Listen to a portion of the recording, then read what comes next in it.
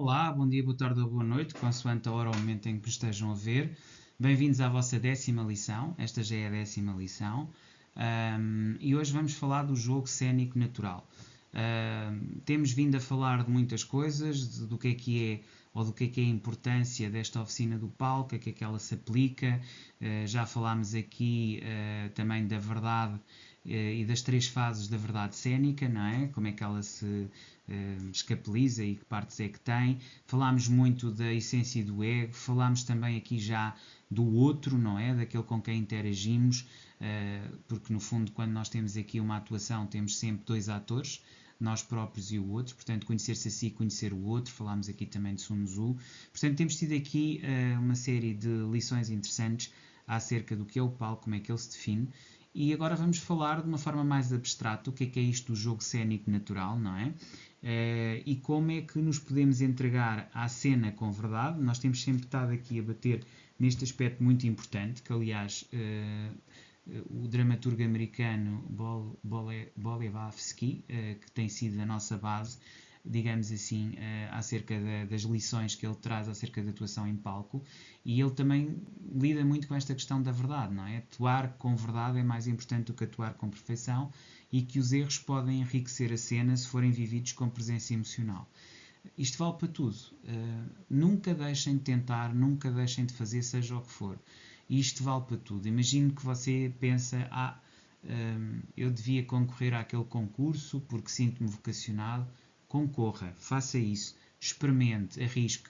Nem que tenha o pior desempenho de sempre, na sua perspectiva, empenhe-se a sério, não é fazer por fazer, é faça as coisas com entrega, com autenticidade, mas perceba que tudo é circunstancial e que há sempre um conjunto de circunstâncias para você ter mais ou menos sucesso, que há um conjunto de portas que se abrem ou que se fecham consoante as situações, e que isso não faz de si mais nem menos o facto de ter uma prestação ou de ter uma prestação melhor.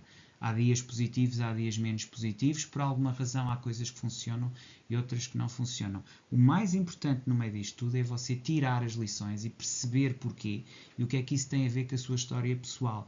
Porque ser bom ator ou ser alguém que tem essência na atuação, não é ser bom porque é visionado ou porque é, digamos assim, visto por muita gente e validado. Nós hoje em dia vivemos muito numa sociedade de validações.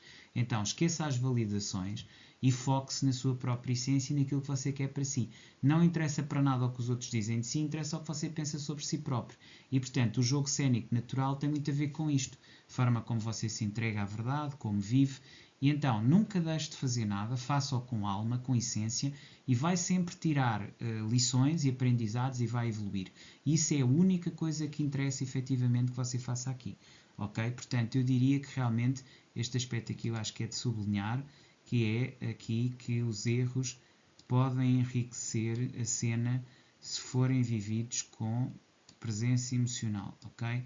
Não esqueça isto é muito importante, ok? Aqui os erros, ok? Vou aqui pôr os erros para você não se esquecer, ok? Porque é mesmo importante, ou seja, se não erra, não aprende.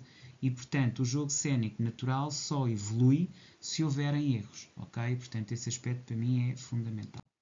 Okay? Passar então aqui ao slide 2, da regra número 1, que é presença e não perfeição, ou seja, não busca perfeição, portanto, não interessa estar a preparar-se muito e depois não aparecer. Isso não tem valor absolutamente nenhum. Também não lhe vou dizer apareça e não se prepare, como é evidente, porque daí também não tira nenhum aprendizado, nenhuma lição.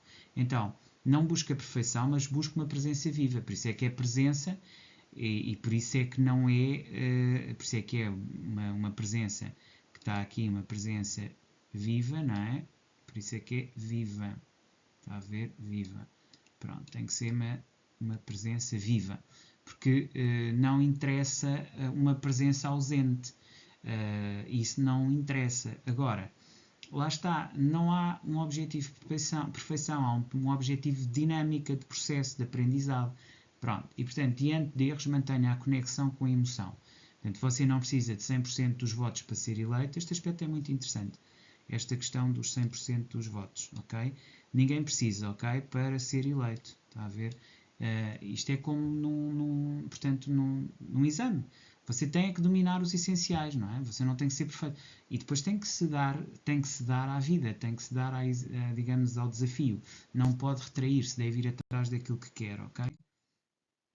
A resiliência cénica tem a ver com isto, tem a ver com esta situação de você fazer exatamente aquilo que tem que fazer e, portanto, eu acho que é importante que o faça, não é? Quer dizer, acho que é importante que você basicamente tenha isso em conta e faça isso com intenção, ok? Que faça exatamente essa situação da resiliência e que se entregue àquilo que tem que fazer. Portanto, improvise cenas com obstáculos inesperados, continue com verdade mesmo diante de mudanças. E depois aqui o importante, o que é que o erro trouxe mais à vida, ou o que é que ele bloqueou, não é? Ou seja, trouxe mais à vida ou bloqueou. Você tem que também perceber e isto dá-lhe uma clara visão do que é para si e do que é que não é para si.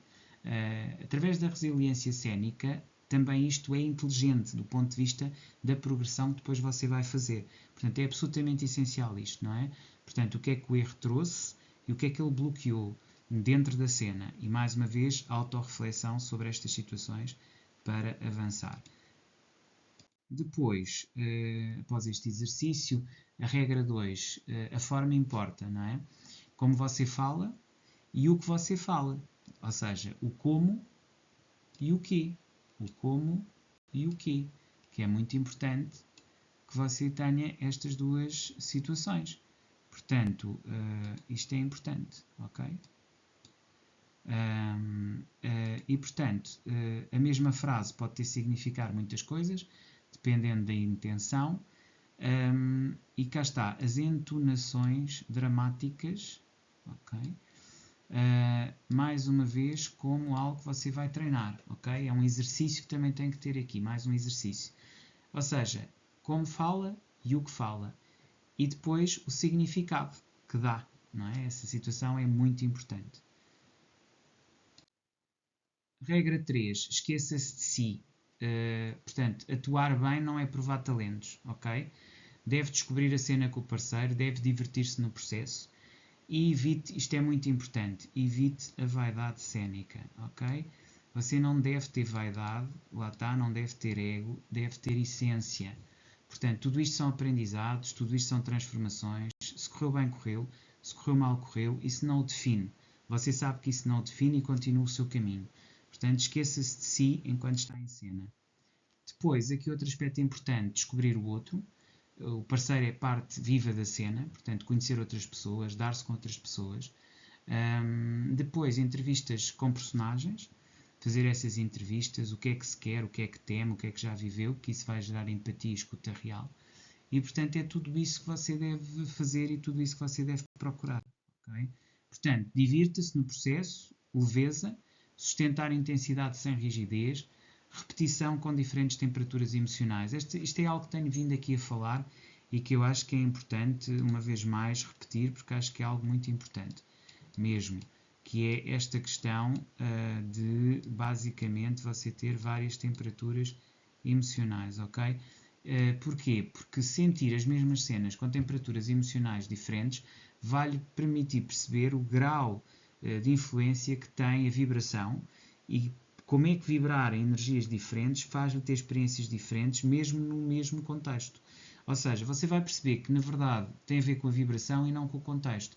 Isso significa que, esteja em que situação você estiver, você pode sempre divertir-se no processo. Você pode sempre encontrar, através da repetição de cenas, novos aprendizados e sentir-se de forma diferente. Porque isso tem a ver com a sua essência, não tem a ver, cá está, com o seu ego ou com a sua posição social.